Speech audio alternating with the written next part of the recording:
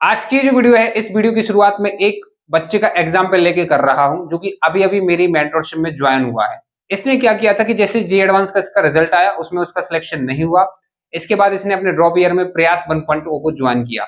अब कुछ रीजंस की वजह से इसके प्रयास 1.0 में बैकलॉग्स हो गए, जो कि जून में स्टार्ट हुआ था। फिर इसके बाद जुलाई में प्रयास 2.0 आया। अब सिंस 1.0 में बैकलॉग्स हो गए, तो इसने 2.0 को फॉलो करना स्टार्ट कर दिया। अब इसके बाद इसकी तबीयत खराब हो जाती है, बीमार हो जाता है। तो प्रयास 2.0 में भी काफी सारे बैकलॉग्स इसके हो जाते हैं, और 1.0 तो काफी आगे निकल गया था।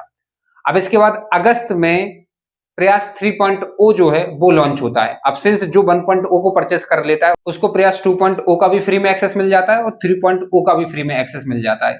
तो ये क्या करता है कि अब 3.0 को फॉलो करने लगता है, क्योंकि ये अगस्त से स्टार्ट हुआ था और 2.0 1.0 में इसके काफी बैकलॉग्स हो गए थे। अब 3.0 में भी कुछ रीजंस ऐसे रहे कि 3.0 में भी काफी बैकलॉग्स हो गए, और फिर इसने जब अपनी पूरी प्रिपरेशन को पीछे मुड़ के देखा, तो इसने क्या किया, नंबर ऑफ लेक्चर्स को काउंट किया। जैसे मैं 2.0 का एग्जांपल लेके दिखा रहा हूं कि 2.0 में अभी तक यहां तक इतने जो चैप्टर्स हैं वो कंप्लीट करा दिए गए हैं। लाइक ये 25 चैप्टर्स होते हैं आपके फिजिक्स के, केमिस्ट्री के और मैथमेटिक्स के। तो अब इस बच्चे ने क्या किया कि 2.0 जो है उसके चैप्टर्स को काउंट किया, और फिर देखा कि 25 चैप्टर्स होते हैं, और यदि ऑन एन एवरेज 8 लेक्चर भी होते हैं पर चैप्टर, तो आपके 200 लेक्चर्स हो जाते हैं। तो अब इसने देखा कि मैं 200 लेक्चर्स कैसे कर पाऊंगा, और उसकी वजह से इसको डिमोटिवेशन आया और डिप्रेशन आया। और फिर इसने सोचा कि चलो अब मेंटरशिप लेते हैं, कोई सॉल्यूशन मिलेगा, क्योंकि इसको हो सकता है मेरा कंटेंट एंड एडवाइस जो पसंद आई होगी। तो जब मेरी इससे बात हुई, तो फिर मुझे एक्चुअली में ये चीज समझ में आई कि ये मैक्सिमम जो बच्चे हैं ना, उनकी यही प्रॉब्लम है। आप भी ये मेरी बात सुन रहे हो, चाहे आप ईसरल बैच में हो, या फिर कंपटीशन बैच में हो, या फिर आप अनअकैडमी पर ज्वाइन हो, आप पीडब्ल्यू से ज्वाइन हो, आपका भी लगभग इतना ही सिलेबस हुआ होगा। और कहीं ना कहीं आपकी भी बिल्कुल सेम प्रॉब्लम है कि आपके बैकलॉग्स काफी हो गए होंगे, चैप्टर्स आपके काफी हो गए होंगे, और आप क्या करते होगे, आप नंबर ऑफ लेक्चर्स काउंट करते होंगे, और कहीं ना कहीं आप देखते होगे कि मैं इतने नंबर ऑफ लेक्चर्स कैसे करूंगा, या फिर मेरे इतने नंबर ऑफ लेक्चर्स कैसे हो पाएंगे, और उसकी वजह से डिमोटिवेशन आता होगा। देखो, जब आपके पास बैकलॉग हो जाते हैं ना, तो आपके माइंड में एक्चुअली में ना दो चीजें आती हैं। पहली चीज तो यह है कि आपको ये लगता है कि अब मैं बैकलॉग्स कवर नहीं कर पाऊंगा, तो अब मैं फिर इस बैच को फॉलो नहीं करता हूं, मैं दूसरे बैच का कोई परचेस ले ले रहा हूँ, या फिर मैं दूसरे बैच को फॉलो करूंगा, जैसे कि इसने 1.2 2.2 फिर 3.0 फॉलो किया। या फिर दूसरा ऑप्शन आपके पास ये आता है कि फिर या तो आप कोचिंग जाना बंद कर देंगे, बैच को फॉलो करना बंद कर देंगे, और सेल्फ स्टडी करोगे और यूट्यूब से पढ़ाई करोगे। क्योंकि चाहे मैं हूं या फिर और भी यूट्यूब पे जो मेंटर्स हैं, वो आपको बोल देते हैं, टीचर्स भी आपको बोल देते हैं कि केवल इंपॉर्टेंट चैप्टर्स करने से आपके 150 और 60 मार्क्स आ जाते हैं। तो आपके माइंड में एक स्ट्रेटेजी जो है ना, वो प्लान हो जाती है कि मैं जैसे ही कोचिंग छोड़ूंगा, उसके बाद मैं सबसे पहले इंपॉर्टेंट चैप्टर्स कर लूंगा, जहां से सबसे ज्यादा क्वेश्चंस आते हैं, और फिर वहां से डेफिनेटली मेरे अच्छे मार्क्स जो है वो आना स्टार्ट हो जाएंगे। और कहीं ना कहीं आपको ऐसा लगता है कि सेल्फ स्टडी से इजी तरीके से मैं जल्दी से सिलेबस कंप्लीट कर पाऊंगा, और जो इंपॉर्टेंट है उसको मैं अच्छे से कर लूंगा, ऐसा आपको फील होता है, और आप जो कोचिंग है उसको छोड़ देते हैं। और यही ये बच्चा भी करने वाला था, जो कि इसका सबसे बेकार स्टेप होता। अब मैं ऐसा क्यों बोल रहा हूं, देखो, एक हाइपोथेटिकल सिचुएशन आप इमेजिन करते हैं जब आप कोचिंग और बैच में होते हैं, कि जब मैं छोड़ूंगा तब फिर मैं सेल्फ स्टडी करूंगा, उसके बाद मैं इंपॉर्टेंट चैप्टर्स करूंगा, या फिर मैं यूट्यूब से यहां से पढ़ूंगा, मैं ऐसे पढ़ूंगा, मेरी ये स्ट्रैटेजी है। मैंने नंबर ऑफ लेक्चर्स काउंट कर लिए, मैंने टीचर्स जो है वो भी मैंने लाइक सिलेक्ट कर लिए हैं कि मैं यहां से लेक्चर्स करूंगा। ये एक हाइपोथेटिकल सिचुएशन है जो कि आपने सोची है, बट एक्चुअली में जब आप ये सब चीजें करते हो ना, वो हो नहीं पाती है, वो फॉलो नहीं हो पाती है। मतलब आप खुद देख लो यार, जब आप कोचिंग के अंदर हो, बैच के अंदर हो, तब भी आप फॉलो नहीं कर पाते हो उसको, और बैकलॉग हो जाते हैं आपके। और जबकि कोचिंग और बैच आपको डिसिप्लिन रखता है, लेकिन जब आप उस कोचिंग और बैच को छोड़ देते हो, और जब आप सेल्फ स्टडी जोन में आते हो, तो आप कैसे डिसिप्लिन रहोगे, आपकी डेफिनेटली ओवर थिंकिंग होगी। तो बैकलॉग की वजह से तो अपनी कोचिंग को या बैच को नहीं छोड़ना है। बाकी और कोई रीजन हो कि टीचर पसंद नहीं आ रहे हैं, या फिर बैच में आपको कुछ भी समझ नहीं आ रहा है, तो वो एक अलग रीजन है। बट बैकलॉग की वजह से कभी भी कोचिंग को मत छोड़ना। अब मैंने इसको क्या सॉल्यूशन दिया वो आप समझो, क्योंकि आप इससे रिलेट कर पाएंगे। देखो, जो फिजिक्स है, इसमें आपकी फ्लूइड मैकेनिक्स ऑन गोइंग है। केमिस्ट्री में जो है, ऑर्गेनिक केमिस्ट्री जस्ट स्टार्ट ही हुई है, और थर्मोडायनेमिक्स ऑन गोइंग है। और इनऑर्गेनिक केमिस्ट्री में periodic table, chemical bonding and coordination compound हो गया था। एंड मैथमेटिक्स में ये चैप्टर्स हो गए थे। तो इस बच्चे को मैंने सबसे पहले बोला कि आप 3.0 को छोड़ो, 1.0 को भी छोड़ो, और ऐसा नहीं है कि आप कोचिंग को छोड़ के सेल्फ स्टडी करने लग जाओ, क्योंकि ये सेल्फ स्टडी करने वाला था। मैंने इसको मना कर दिया, और मैंने बोला कि तुम 2.0 को फॉलो करो, और केवल करो क्या कि काइनेमेटिक्स इसकी अच्छी थी, तो मैंने बोला कि एनएलएम, सर्कुलर मोशन और वर्क पावर एनर्जी, इन तीनों चैप्टर के तुम क्या देख लो, केवल वन शॉट देख लो, और वो भी जल्दी, केवल थ्योरेटिकल लेवल पे।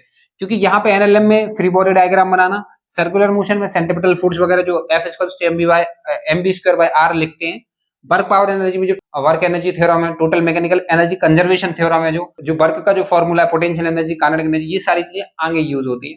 तो इनमें से जल्दी से वन शॉट से थ्योरेटिकल जल्दी कर लो, कितना टाइम लगेगा, कुछ भी नहीं लगेगा। फिर इसके बाद मैंने बोला कि सेंटर ऑफ मास छोड़ दो, रोटेशन छोड़ ही दो, और आपकी जो फ्लूइड मैकेनिक्स है ऑन गोइंग, यहाँ से टीचर को फॉलो करना स्टार्ट करो। ये चीज मैंने इसको बोला है। फिर मैंने बोला कि जो फिजिकल आपकी जो छूट गई है, फिजिकल आपकी जो छूट गई है, अभी आप उसको बिल्कुल पूरा छोड़ दो, कोई दिक्कत नहीं है, ठीक है। बस कैसे भी करके अभी मैं आपको बताऊंगा कि आपको बैकलॉग कैसे कवर करना है। तो वही मैंने इसको सॉल्यूशन दिया कि आप केमिकल बॉन्डिंग और कोऑर्डिनेशन, जो कि सबसे इंपॉर्टेंट चैप्टर्स हैं, आप इनको समय निकाल के करो।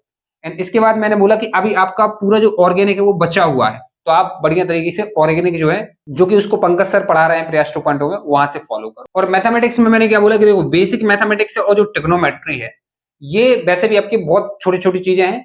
ट्रिग्नोमेट्री में केवल आइडेंटिटीज इंपॉर्टेंट होती है, बाकी आप छोड़ सकते हैं।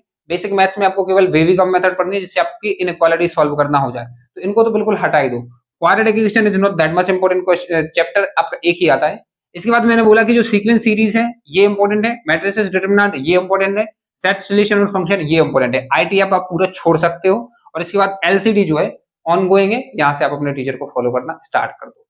तो उसको ये जो लग रहा था ना कि 200 लेक्चर्स हैं, अब पूरा जो स्ट्रेस है उसके माइंड से चला गया, क्योंकि सिंपल से सिर्फ 3 चैप्टर्स आपको ये कवर करने हैं और 2 चैप्टर्स आपको ये कवर करने हैं, और बाकी थोड़ी थोड़ी चीजें जो हैं, जो आगे यूज होती हैं, वो करनी है।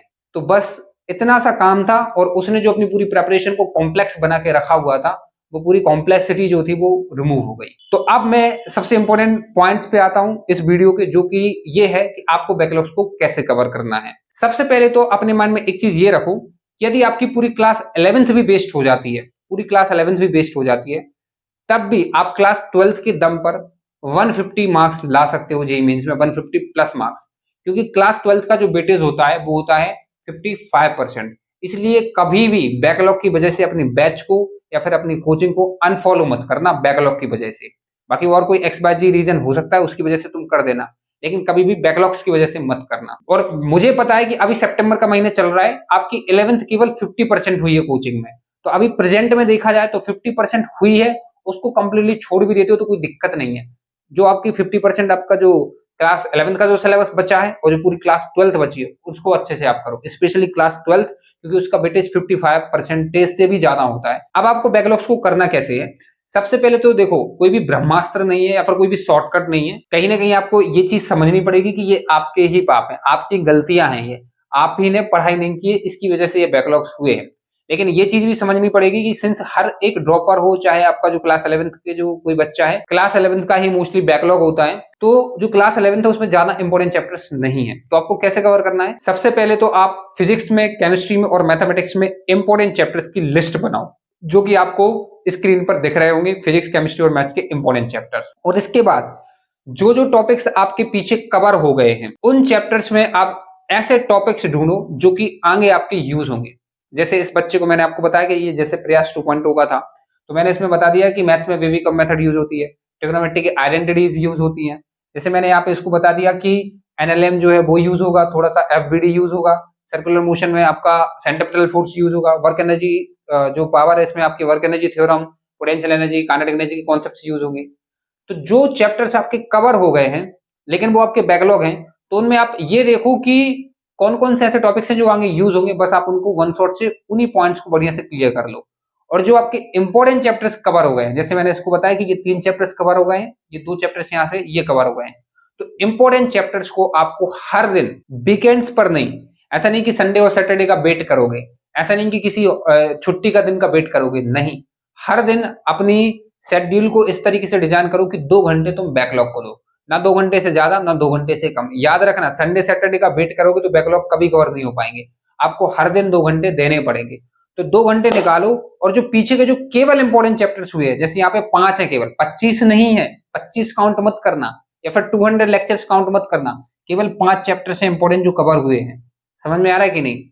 बस इन 5 चैप्टर्स को आपको अच्छे से करना है, उन 2 घंटे में टाइम निकाल के, मतलब 1 बाय 1 करना है, ठीक है। धीरे धीरे आपके होते चले जाएंगे, आपको उतनी ज्यादा टेंशन नहीं लेनी है।